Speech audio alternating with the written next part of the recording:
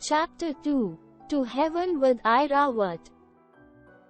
Birju was a farmer. He lived with his wife Gomti in a small village.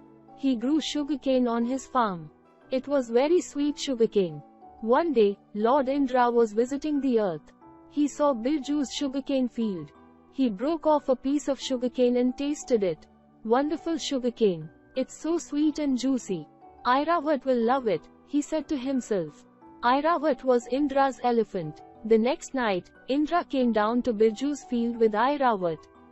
The elephant ate a lot of sugarcane. The next day, Birju went to his field. He saw that somebody had eaten a lot of sugarcane during the night. The same thing happened the next night and the night after that. When he looked at the field in the morning, a lot of sugarcane was gone. So, Birju hid in the field one night. He saw a white elephant flying down. It started eating the sugarcane. A flying white elephant. Where is he from? Birju wondered. He held on to Airawat's tail. When Airawat flew back in the morning, Birju flew back with him, holding on to his tail. Airawat landed in heaven. Birju looked around with wide eyes.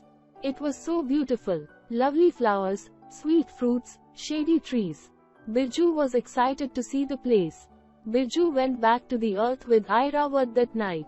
He went home and told his wife Gomti about heaven. He said, "Come with me and see the place." He was talking to Gomti when his neighbor's wife came by. She heard about heaven and wanted to go too. Then her husband wanted to go, and then more neighbors came. All of them wanted to go to heaven. Airawat came to Birju's farm again that night. Birju held on to his tail. Gomti held on to Birju. Gomti's neighbor held on to Gomti. And so on, until there was a long line of people holding on to one another when Airawat rose up into the air. Airawat rose up, and the line of people went up into the air with him. They were halfway to heaven when Gomti asked her husband, "How big were the roses in heaven?" Birju said, "So big," and took his hands off the tail, to show her how big they were. When he took his hands off the tail, Birju started falling. And all the people from the village fell with him back onto earth with a big thud. They never got to see heaven after all.